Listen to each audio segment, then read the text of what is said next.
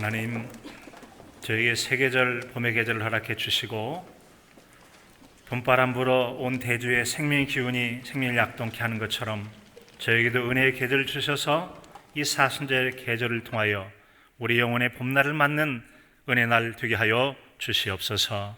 오늘 예배하여 하나님께 영광 돌리기 원하오니 하나님, 우리와 함께 하시며 우리 예배를 통하여 홀로 영광 받아 주시옵소서. 사모하는 영을 만족케 하는 은혜의 봄바람 각 심령에 불어 그 은혜를 누리며 나아가는 우리일 수 있도록 도와 주시옵소서. 예수 그리스도의 이름으로 기도하옵나이다. 아멘. 봄철이 오면 따뜻한 봄바람이 온 대지에 불게 되죠. 그러면 이 대지위는 차별이 없이 봄바람이 비치고 봄볕이 내리쬐는 곳마다 새로운 생명이 약동하고 움터 자라게 됩니다. 꽃이 피우고 열매를 맺고 또 살아있는 생명체는 번식을 하는 그런 계절을 맞게 됩니다. 그러나 이런 봄이 와도 그 봄의 따뜻함을, 생명의 기운을 느끼지 못하는 곳이 있죠. 바로 그늘진 곳이 그렇습니다. 그늘진 곳은 더디 혹은 늦게 오게 되어지죠. 이 같은 여러분, 이 자유로운 봄바람의 생명의 기운을 느끼지 못하는 민족의 상황을 이상화 시인은 빼앗긴 들에도 봄이 오는가 라고 노래한 바가 있죠. 빼앗긴 들에도 봄이 오는가. 일본에 의해서 나라의 주권이 빼앗기고 일제에서 지배를 당하는 그런 민족 가운데 과연 이 민족의 해방의 날, 해방의 봄바람이 부는 때는 언제인가라고 하는 이 절망적 절규라고 할 수가 있을 것입니다. 이 같은 여러분이 민족의 빼앗긴 들녘에 대한 절규 왜이겠습니까? 먼저는 자유로운 주권 국가로서의 자유로운 백성의 삶을 살지 못하도록 주권을 빼앗기 때문에 그런 것이죠. 그뿐만 아니라 여러 가지 자약과 제약이 있게 되어집니다. 우리 언어를 사용하지 못하게 해요. 우리 문화를 자유롭게 쓰지 못하도록 하지 않습니까? 이름을 바꾸라는 창씨 개명도 하게 되어집니다. 그러다 보니까 많은 일본인과 한국인 사이에 차별이 있게 되어지고 또 빼앗긴 것들에 대한 불평함, 어려움들이 있게 되어지다 보니까 우리는 우리 것을 되찾고 자유로운 삶을 갈구하는 그런 독립의 열망을 갖게 된 것이죠. 바로 그와 같은 열망을 가지고 지금부터 105년 전인 1919년, 바로 우리 주권을 빼앗긴 지 10년째가 되는 해인 3월 1일에 대한독립만세를 불렀던 것이죠. 바로 지난 3월 1일이 105년이 되는 그런 때였습니다. 이처럼 여러분, 이제 이 빼앗긴 들에 자유의 봄날이 와야 하는 것처럼 우리에게 있어서도 우리 신앙의 봄날도 필요하다라고 하는 것이죠. 사랑하는 성도 여러분, 혹시 우리가 어떤 일로 인해서 자유롭지 못하고 마치 응달과 같아서 냉랭한 여러분의 영적 상태라면 은혜의 봄바람 불어 은혜의 봄날을 맞는 복이 있기를 간절함으로 축복합니다. 자, 이제 우리는 이와 같은 은혜를 사모하면서 계절 3월 봄의 계절을 맞이했습니다. 2월부터 3월이 이르러서 우리에게는 이 기간이 사순절 기간이죠. 마치 여러분 응달진 곳과 같으나 그러나 이 사순절 기간은 예수 그리스도의 고난의 십자가를 묵상함을 통해서 우리는 부활의 기쁨에 참여하는 은혜의 날들을 사모하고 있습니다.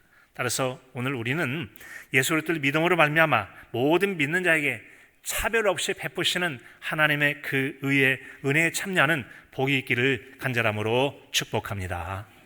자, 오늘의 말씀에 보면 오늘의 말씀은 바로 지금 우리의 상태, 우리의 존재가 어떤 존재 혹은 어떤 상태에 있는가를 들려줍니다. 바로 23절의 말씀에 보면 모든 사람이 죄를 범하였음에 하나님의 영광에 이르지 못하더니 라고 말씀하세요. 자, 우리의 상태 첫 번째는 바로 모든 사람이 죄를 범했다라는 것이죠. 제가 죄를 범했고 여러분이 죄를 범했고 이 땅에 있는 사람은 한 사람도 없이 모두가 다 죄인이라는 거죠. 여러분이 죄인인 것을 인정하시나요? 인정하시나요? 바로 우리가 죄인이라는 것을 인정하게 됐을 때 그러면 내 이 죄의 문제를 어떻게 할 것인가 라고 하는 바로 이 죄의 문제 해결을 위한 구원자를 찾아 나서게 되는 거죠. 바로 신앙의 갈급함은 내가 죄인됨을 깨닫게 됐을 때로부터 이 죄를 벗어서, 즉 압제를 당할 때, 어려움을 겪을 때 이 압제를 벗어나 자유를 꿈꾸는 대한독립만세를 외치는 것처럼 자신이 죄인 되었다는 죄의 구속 가운데 있을 때 이것을 벗어나서 자유롭게 살고자 하는 갈구를 하게 되는 거 아니겠습니까? 두 번째로서는 모든 사람이 죄를 범해서 하나님의 영광에 이르지 못하게 됐다라고 말했어요. 모든 사람이 하나님의 영광에 이르지 못하게 되었다. 하나님께서는 그분의 형상을 따라 사람을 창조하셨잖아요. 남자 여자를 창조하시고, 그리고 그분이 지으셨던 정말 이 세상에서 꿈꾸는 이상향이라 할 수 있는 모든 먹을 것, 마실 것, 누릴 것 모든 것을 최고조로 아름답게 에덴 동산이라는 것을 만들어 주셨습니다. 그런데 인간의 범죄함을 통해서 그 에덴 동산에서 추방당하게 되죠.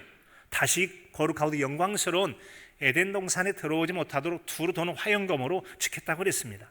그리고 그것을 갈아엎었다고 그랬죠. 잃어버린 낙원, 이걸 가리켜서 실낙원이라고 하잖아요. 낙원, 아주 좋은 곳에서 추방당했으니까 그 좋은 곳을 잃어버리게 된 것이죠. 잃어버려서 곰핍에 처하는 삶이라고 하는 것은 바로 그 이전에 아름다웠던 곳을 열망하며 다시 되찾기를 원하는 마음이 있을 것입니다. 안타깝지만 인간들은 그 낙원에서 추방당한 다음에 그곳에서처럼 풍성하지 못해요. 땀 흘려 곡식을 심어도 가시던 불이 자라고 열매를 충분히 맺지 못하므로 결핍이 시작됩니다. 모자란다는 것은 고통스럽죠. 그 고통을 회복하려고 남의 것을 빼앗고 하느라고 다른 사람의 갈등과 다툼이 있게 되어집니다. 바로 여기에 인간의 고통이 있는 게 아니겠습니까?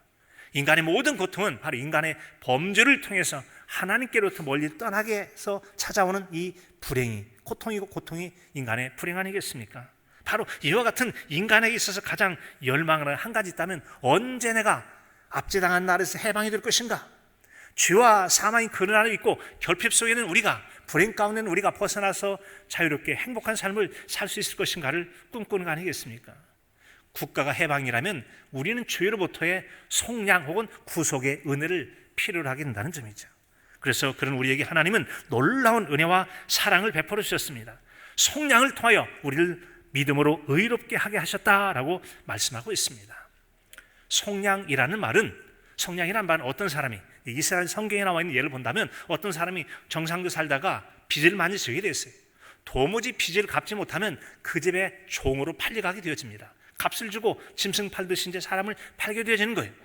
어떤 사람이 종으로 사서 쓰다가 이제 그만 둘래 하고 누군가에 팔려고 해요. 그때 한 사람이 제가 그 종을 사겠습니다. 돈을 주고 샀어요. 그런 다음에 사람이 어떻게 종으로 사냐고, 참 그동안 당신 고생 많았으니까 자유롭게 살라고 자유롭게 풀어주는 것, 이걸 가리켜서 속량이라고 말합니다. 속량이란 누군가가 종으로 있던 자를 자유하게 하려고 값을 지불해서 산 다음에 더 이상 종노릇 하지 말고 자유롭게 살라고 풀어주는 걸 가리켜서 속량 혹은 구속 혹은 속량이라고 해요. 아까 우리가 불렀던 찬송에는 구속했다고 나와 있죠. 속량을 하신 거예요. 그와 같은, 여러분, 누군가가 속량을 하게 되었을 때 속량의 은혜를 누리는 거 아니겠습니까? 성경에서 말씀하기를 이런 속량은 오직 예수 그리스도 안에서 하나님의 은혜로 말미암아 우리에게 주어진 것이다 라고 하는 것이에요. 하나님의 은혜로 주어진 하나님의 선물입니다. 오직 예수 그리스도 안에서만 이루어질 수 있는 것이라는 말씀입니다. 따라서 여러분, 죄진 모든 사람은 다 이 속량의 은혜가 필요해요. 왜요? 우리가 모든 사람이 다 죄를 지었고 죄 지은 사람 하나님의 영광스러운 은혜 자리에 나갈 수 없기 때문에 다시 그 옛 관계를 깨트리고 이전에 잃어버렸던 관계를 회복하려고 하는 속량의 은혜가 필요하다는 점이죠. 그래서 이 필요한 속량을 어떻게 이루시느냐? 바로 24절에 보니까 그리스도 예수 안에 있는 속량으로 말미암아 하나님의 은혜로 값없이 의롭다 하심을 얻은 자 되었느니라. 사랑하는 성도 여러분, 오직 우리는 속량을 예수 그리스도 안에서만 얻게 되는 것을 믿으시기 바랍니다. 우리는 속량을 얻기 전까지는 죄를 지면 죄의 종이요, 죄의 삭은 사망이라고 했으니까 사망의 종노릇, 사탄의 종노릇이었습니다. 이와 같은 사탄의 종노릇, 죄의 종노릇, 사망의 그늘 안에 있던 자를 어떻게 벗어나 자유하게 할 것인가? 바로 여기에 속량을 위한 방법이 필요한 거 아니겠습니까? 그 속량을 위해서 하나님께서는 바로 25절에서 말씀하듯이 예수 그리스도를 죄를 대신하여 십자가에 달려 죽게 하시는 희생의 제물의 은혜를 통해서 우리에게 놀라운 속량의 은혜를 얻게 된 줄로 믿습니다. 여러분이 같이 우리가 오늘 24절 말씀에 보면 하나님의 은혜로 값없이 의롭다 하심을 얻은 자 되었다. 은혜란 말은 값없이 주시는 사랑이 조건 따지지 않고 그냥 주는 거예요. 이것을 이제 하나님 은혜라고 말씀하는데, 자, 우리는 속량, 사탄의 종노릇, 죄의 종노릇, 사망의 종로로부터 자유하게 되었어요. 그때 우리는 아무런 값을 치르지 않았기 때문에 값없이 공짜로 얻게 됐다는 거죠. 저 여러분은 모두가 다 공짜로 속량의 은혜를 입은 자입니다. 하지만 여러분, 우리가 그런 공짜로 누리려면 누군가는 값을 지불해 줘야만, 값을 지불한 사람이 있기에 우리가 공짜로 얻은 거 아니겠어요? 그 값을 지불해 준 분이 누구일까요? 성경에 보니까 하나님의 은혜로 그리스도 예수 안에서 속량을 받았다. 하나님께서 그분의 아들이신 예수 그리스도를 십자가에 내어주시는 죄 있는 자를 대신하여 아들을 죽게 하시는 죄값을 치러주심으로 저와 여러분이 속량받게 된 줄로 믿습니다. 따라서 우리가 속량이 얼마짜리인지를 생각해야 돼요. 여러분은 얼마짜리 속량을 받은 겁니까? 볼펜이 있는데 1,000원을 주고 사면 얼마짜리죠? 1,000원짜리예요.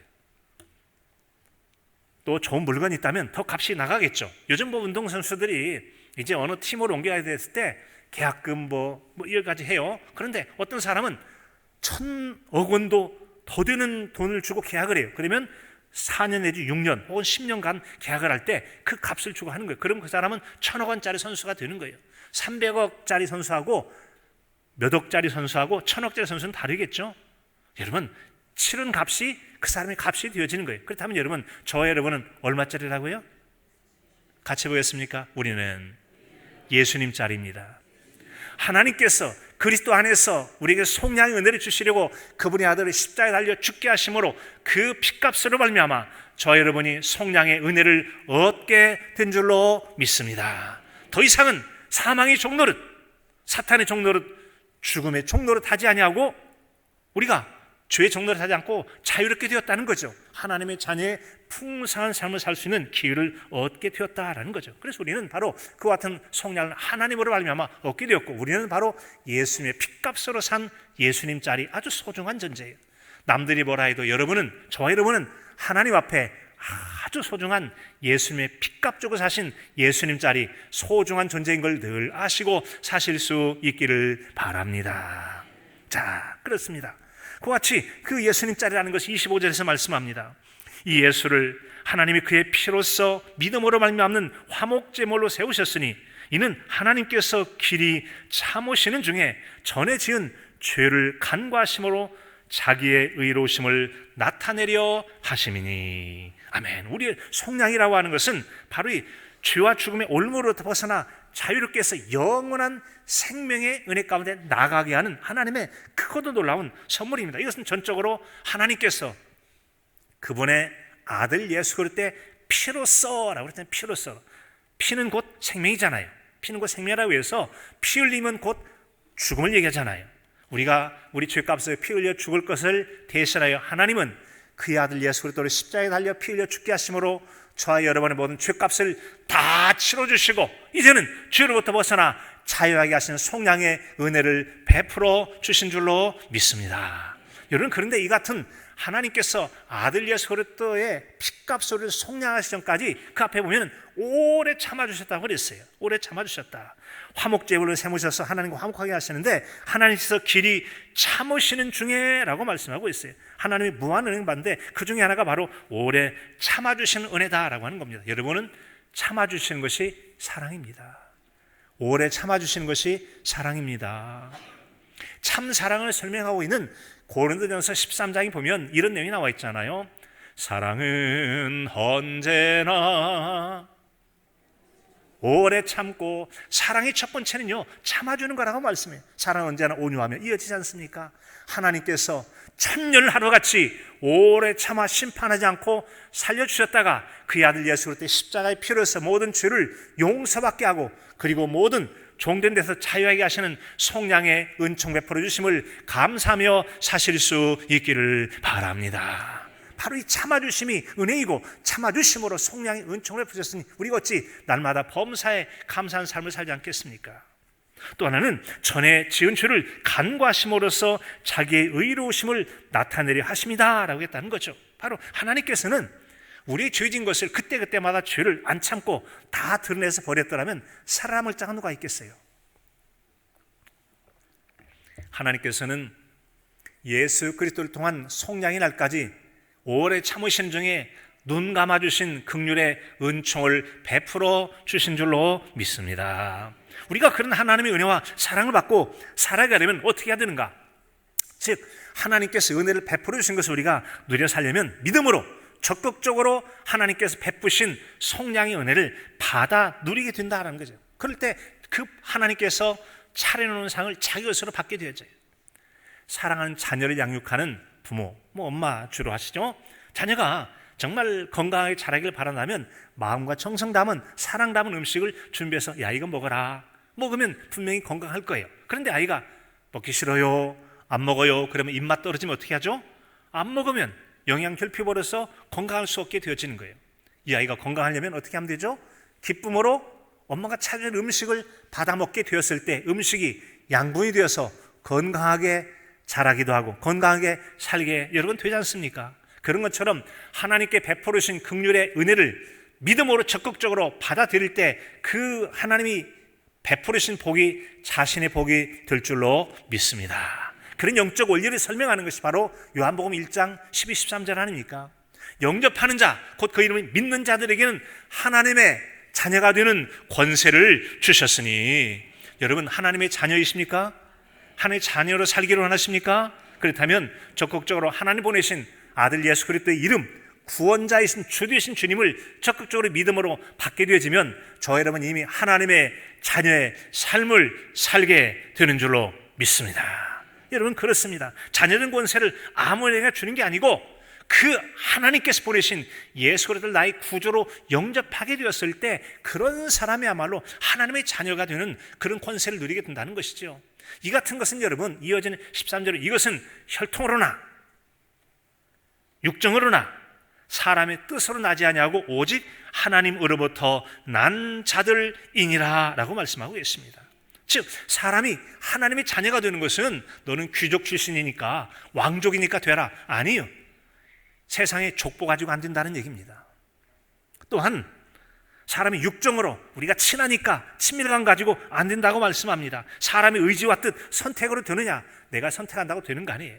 이건 하나님께서 은혜를 베풀어 주실 때 가능한 줄로 믿습니다. 오직 하나님께서 하나님을 통해서만 우리에게 가능한 그 은혜가 바로 하나님이 나타내 보이신 예수 그리스도의 주되심을 온전히 믿게 되었을 때 그런 복을 누리게 된다는 점이죠. 그래서 26절에 보면 이렇게 말씀하잖아요. 곧 이때 자기 의로우심을 나타내사 자기도 의로우시며 또한 예수님을 믿는 자를 의롭다 하려 하심이라. 하려 하심이라. 하나님께서 우리에게 나타내 보여주실 때 우리가 그것을 믿음으로 적극적으로 받아들일 때 그 은혜를 누릴 수 있게 된다는 거죠. 그것이 바로 하나님의 의라고 말씀하세요. 자, 여러분 의라는 말이 있습니다. 의 한자로 쓰면 오를 의자로 써요. 그래서 사람으로서 행할 도리, 사람에 마땅한 도리, 그러니까 도덕적으로 괜찮게 사는 것을 의롭다라고 말해요. 나쁘게 살면 불의하다, 악하다고 말하고요. 아, 그 사람 물에 빠져 죽을 사람을 건져냈어. 불 속에 있을 때 건져냈어. 의인 누구누구 땅에서 시민단체, 사회단체에서 의인 상을 주지 않습니까? 그걸 도덕적 개념으로 의라고 말해요. 그렇다면 기독교 신앙에서 말하는 의라는 게 뭐겠습니까? 여러분 신앙 안에서도 바르게 살아야 되죠. 불의하게 살면서 나쁘게 살면서 의인이라고 말하지 못해요. 성경에서 말하는 의라고 하는 것은 하나님과의 관계의 의다라고 하는 것이죠. 다시 한번 해볼까요? 하나님의 신앙의 의는 관계의 의입니다. 자, 어떻게 관계냐? 하나님께서 우리에게 의를 나타내 보여주실 때 우리가 그 의를 믿음으로 적극적으로 받아들이게 되어지면 이 관계의 의 가운데 나가게 되므로 우리는 의로운 자가 된다는 것이죠. 즉 하나님 믿고 예수님 믿는 사람이 의로운 자가 되어져요. 자, 아까 우리 요한복음 1장 12절을 가지고 이 말씀을 적용해 보겠습니다. 하나님께서는 예수 그리스도 이 땅에 보내주셨습니다. 이 땅에 보내신 이유는 믿는 자마다 멸망치 않고 영생을 얻게 하시려고 우리에게 구원의 주로 예수님을 보내어 주셨습니다. 여러분은 그 예수님을 믿으십니까? 믿으신 자는 이미 하나님의 자녀인 것을 믿으시기 바랍니다. 어떻게 되는 거죠? 하나님께 보내신 예수 그리스도 그분이 이 땅에 오셨어요.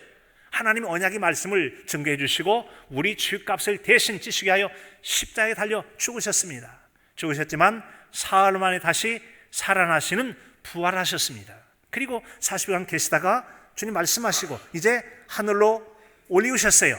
올리우신 그대로 다시 훗날에 다시 오실 재림의 주님이 되시는 것을 여러분은 믿으십니까? 주님 오실 그때 모든 살인자를 심판하신다고 그랬어요. 산자와 죽은 자를 심판하러 오시리라. 영원한 하나님의 나라에 갈까 지옥 갈 자를 심판하는 심판의 주로서 오셔요.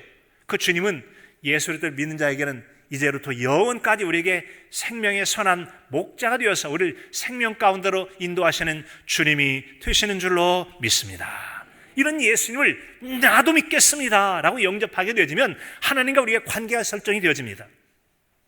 영접하는 자는 어떤 권세를 얻게 됐다고 그랬죠? 하나님의 자녀가 되는 권세. 그렇다면 예수님 믿는 사람은 하나님을 누구라고 부르죠?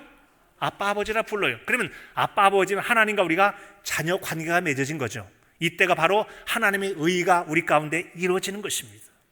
하나님의 의라고 하는 것은 하나님께서 잔치상을 베풀어 주시듯이 우리에게 구원자로 주신 예수 그리스도를 믿음으로 받게 되었을 때 하나님과 우리와의 관계의 의가 설정되므로 우리는 하나님을 아버지라고, 하나님 우리를 자녀라고 여겨주시고 자녀된 권세 은혜를 베풀어 주시는 줄로 믿습니다. 이 예수님은 우리에게 어떤 분이 되시고 우리에게 주님이 되어서 우리 인생의 주인이 되고 우리를 인도하시고 보호하시는 목자가 되어주시잖아요. 우린 주님의 양이 될 수 있는 것이죠. 이게 바로 관계의 의예요. 따라서 하나님께서 베풀어 주신 것을 우리가 믿을 때 우리가 하나님의 의의 관계로 들어가서 그때 비로소 그 사람을 의로운 사람이라고 말합니다. 사랑하는 성도 여러분, 여러분은 예수 그리스도를 믿으십니까? 하나님이 여러분의 아버지 되시는 믿으십니까? 그렇다면 이미 여러분 하나님의 안에서 의로운 자인 것을 믿으시기 바랍니다. 비록 도덕적으로 좀 불안정하고 때는 죄도 짓고 잘못할 때가 있을 수 있습니다. 하지만 그래도 하나님과 우리 관계가 깨어지지 않습니다. 의도적으로 악을 하고 작정해서 하나님 벗어나려 하지 않는 이상 우리가 때로는 연약하고 부족한 것, 여러분 자녀가 잘못했다고 여러분 자녀가 아닙니까? 잘못해도 자녀잖아요. 마찬가지 우리가 부족하고 연약하게 넘어질지라도 우리는 언제나 나는 하나님의 자녀야, 하나님의 자녀라는 마음, 신앙을 가지고 자녀답게 살려고 애쓰는 중에 연약해서 넘어진 것은 주님이 어찌 그것을 용납하고 용서해 주지 않겠습니까? 예수 그리스도께서 우리의 주님이심을 믿고 주님 말씀과 뜻 따라 주님의 제자된 삶을 살려고 하는데 때때로는 연약해서 죄를 지을 수도 있어요. 잘못할 수도 있어요. 그럴 때 그래도 다시 십자가 앞에 나가 주님의 십자가에 의지해서 용서를 구할 때 용서해 주시고 또 기쁨으로 여러분의 자녀가 잘못할 때 용서를 구하면 다시 따뜻하게 품어주신 것처럼 언제까지라도 주님 우리를 은혜와 사랑으로 품어주시고 감싸주시고 보호해주시고 인도해 주실 것을 믿으시기 바랍니다. 이런 믿음을 가진 사람이 의로운 사람이라는 겁니다. 여러분은 예수님 믿으십니까? 하나님 믿으시나요? 그렇다면 여러분 이미 자신이 믿음 안에서 의로운 자이신 것을 믿으시기 바랍니다. 이게 바로 26절 말씀이에요. 그래서 하나님께서는 자신의 의로움을 나타낼 때 우리가 믿음으로 말미암아 예수 그리스도 안에서 의로운 자가 되었다라고 우리에게 말씀하신다는 것입니다. 이처럼 하나님께서 우리에게 이루신 의라고 하는 것은 아무런 사람 사이에 차별이 없다고 말씀하고 있습니다. 참으로 큰 놀라운 이 사랑을 아무런 차별 없이 우리에게 똑같이 나눠준다는 거죠. 이게 얼마나 놀라운 일입니까? 21절 22절이 바로 그것을 말씀하는데 이 말씀이 오늘의 말씀의 중심 내용이죠. 이제는 율법이 하나님의 한 의가 나타났으니, 즉 율법 밖에서 하나님의 의를 나타내셨다. 바로 예수 그리스도시니까 율법과 상관이 없죠. 예수님이라는 의를 나타내 보이셨는데 이 율법과 선자들에게 증거를 받은 것이라 율법을 통해서 선자를 통해서 장차 우리에게 하나님의 한 의로서 오실 예수 그리스도를 증언했다라는 것이죠. 바로 22절을 보니까 곧 예수 그리스도를 믿음으로 말미암아 믿는 모든 믿는 자에게 미치는 하나님의 의인이 차별이 없느니라. 차별이 없느니라. 여러분 이 세상에는 얼마나 차별이 많습니까? 우리가 의롭게 된 것은 하나님의 은혜로 말미암아 예수 그리스도를 믿음으로 우리가 의롭게 되었어요. 하나님 관계가 형성됐다. 관계의 믿음으로 받은 하나님을, 예수님 영접하면 하나님을 아버지라고, 예수님이 주님이 되시고 우리는 주님의 양이 되고 우리는 하나님의 자녀가 되어지는 이런 관계를 가리켜서 의롭다라고 말씀하고 우리는 바로 하나님의 은혜 안에 들어가 있다는 거죠. 자, 이 같은 하나님의 의라고 하는 것은 전혀 차별이 없다고 하는 것입니다. 근데 세상은 여러분 얼마나 차별이 많습니까? 정치권에서 지금 국회의원들 같은 경우는 이 공천받는 게 정말 중요하잖아요. 이제 그 정당의 대표와 가까운 사람은 친 무슨 개라고 얘기합니다. 개는 물이란 뜻이죠. 그런 사람들에게는 단수공천, 너 그냥 그 자리 국회의원 나가라고 해서 자리 허락해줘요. 그런가 하면 자기하고 먼 비나 조금 어긋장 나 있다고 생각하면 컷오프라고 해서 잘라내버린다. 하위 20% 10% 두어가지고 아주 불리한 조건을 줍니다. 혹은 경선을 하게 만들어요. 경선하는 것은 예를 들어서 하위 10% 그러면 그 사람이 60대 40이 되어야 똑같아요. 60일이 되고 39가 되어야 이길 수 있는 거예요. 59가 되고 40일이 돼도 집니다. 왜요? 이쪽에 가점을 주고 이쪽을 점수를 깎아버리게 되는, 이게 바로 차별 아니겠습니까? 세상에는 얼마나 이런저런 외적 조건을 가지고 사람들을 차별하는지 몰라요. 하지만 하나님은 차별하지 않으십니다. 사람들은 외모를 보거니 하나님은 사람의 중심을 보시되 하나님이 나타내신 의로움을 믿음으로 적극적으로 수용하게 되지만 어떤 외적인 조건을 따지지 않고 똑같이 차별 없이 하나님의 의 가운데 이룰 수 있도록 은혜 베풀어 주신 분이 사랑과 긍휼이 풍성하신 차별하는 하나님의 은혜인 줄로 믿습니다. 세상은 여러분 너무나 차별이 많아요. 차별이 많아요. 아내가 저는 이제 교사를 할 때 아이들 이야기를 들려주는데, 야, 너 어느 집에 사느냐? 딱 애들이 아파트 얘기하면, 아, 이거 어느 부잣집 가난 동네 다 안다는 거예요. 너네 집 차가 뭐냐? 하면 자기끼리 안 돼. 그래서 우리끼리 놀자. 끼리끼리 논다는 겁니다. 여러분, 애들도 그래요. 사람도 얼마나 그렇습니까? 사회적 지위에 따라 함께 어울리고 어울리지 않음을 많이 하잖아요. 그런 극단적 모습이 바로 대표적인 나라가 카스트라고 하는 인간 계급제가 있는 인도라는 나라가 그렇지 않습니까? 승려 계급, 귀족 계급, 평민 계급, 하층민 계급들, 그런 사람은 철저하게 계급에서 평생 계급을 뛰어넘지를 못합니다. 만약에 가장 하층민이 돈도 벌고 성공을 해가지고 평민 계급하고 결혼했어요. 사랑했는데 만약 이것을 가족이 알게 되면 쉽게 허락하지 않습니다. 많은 경우에 있어서 뭐라고 그런 하층 계급하고 귀족 같은 평민이 저런 시시한 가문하고 결혼을 해가지고 만약에 사랑하게 되어지면 자기 가족을 부모나 형제가 죽이는 명예살인이라는 것이 인도나 저 여러분 중동 쪽에는 아주 많이 있지 않습니까? 지금도 1년에 수천 명씩 이렇게 죽어간답니다. 왜 죽여요? 아니, 자식들이 사랑하면 될 것 같은데, 우리 같으면 여러분 그렇지 않습니까? 아, 자기들이 사랑하면 부모 얘기를 자식 없다고 사랑하면 내버려 두겠다 하겠는데 그 나라는 안 그래요. 감히 네 놈이 어떻게 우리 가문의 명예를 무시하고 가문의 명예를 떨어뜨렸다고 말이에요. 너는 죽어야 된다고. 이 죽이는 나라가 누구냐면 세상 나라, 지금 인도가 지금도 여러분 그래요. 그렇게 죽는 사람이 1년에 아주 많다는 겁니다. 이게 뭐죠? 인간을 차별하는 거 아니겠어요? 참, 하나님 보시기에 웃기지 않습니까? 사람끼리 무슨 차이가 있어요? 그런데 자기들끼리 낮고 모자라다고 차별을 하고 차이를 두고 그래요. 그런데 하나님같이 전능하신 하나님은 남자와 여자를 차별하지 않고 큰 자나 작은 자나 부하나 가난한 자나 더 많이 한 자나 부족한 자나 흑인이나 백인이나 황인이나 차별하지 않고 누구라도 하나님께서 우리에게 베풀으신 예수 그리스도의 주되심을 믿는 이 의의를 드러낼 때 믿음으로 적극적으로 예수님의 주되심을 믿는 자는 유대인이나 이방인이나 한국 사람이나 어느 나라 차별하지 않고 똑같이 하나님의 의로움의 은혜를 베풀어 주시는 줄로 믿습니다. 이 얼마나 놀라운 사랑입니까? 얼마나 놀라운. 그래서 우린 여러분 날마다 주님의 은혜에 감사하며 참여하며 살아가야 될 줄로 믿습니다. 하는 은혜를 참여하며 살아가야 돼요.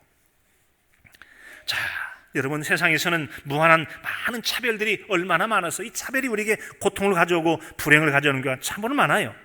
사도행전 15장 8절에 보면 또 마음을 아신 하나님이 우리에게와 같이 그들에게도 성령을 주어 증언하시고 믿음으로 그들의 마음을 깨끗하게 하사 그들이나 우리나 차별하지 아니하셨느니라. 이방인이나 유대인이나 무슨 차별이 있느냐?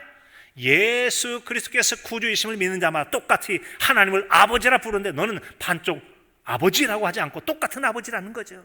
똑같은 하나님의 자녀가 되어지고 똑같이 구원의 은혜를 받아서 모두가 다 여러분 속량의 은총, 구속의 은총을 받게 된다는 점이죠. 놀라운 하나님의 사랑이 아닐 수가 없습니다. 그러므로 야고보서 2장 1절에 보면 형제들아 영광의 주 곧 우리 주 예수 그리스도에 대한 믿음을 너희가 가졌으니 사람을 차별하여 대하지 말라. 사람을 차별하여 대하지 말라. 우리가 믿음의 사람으로서 남들을 차별하지 말아야 되죠. 하나님께 차별한 은혜를 받았다면 다른 사람을 차별하지 말아야 되고, 세상 하나님의 은혜를 모르는 자에게 차별 없이 사람 자체를 귀히 여기는 그런 마음 가지고 살아야 할 것입니다. 하지만 세상은 엄연히 차별이 주님 오실 때까지 해결되지 않고 남아있을 거예요. 그런 세상이 차별이 많은 세상 속에서 차별하지 않는 신앙인의 모습이 바로 예수님 믿는 사람은 달라도 뭐가 다르다는 여러분 하나님의 차별은 은혜 받은 자의 아름다운 모습을 세상에 빛과 소금의 역할로 나타내게 될 줄로 믿습니다. 그러나 이 같은 우리가 세상을 살아갈 때는 어쩔 수 없는 차별의 두려움이 있어요. 나폴레옹 힐이라는 사람은 두려움을 이기는 습관이라는 그 책에서 인간이 두려워하는 7가지를 설명하고 있습니다.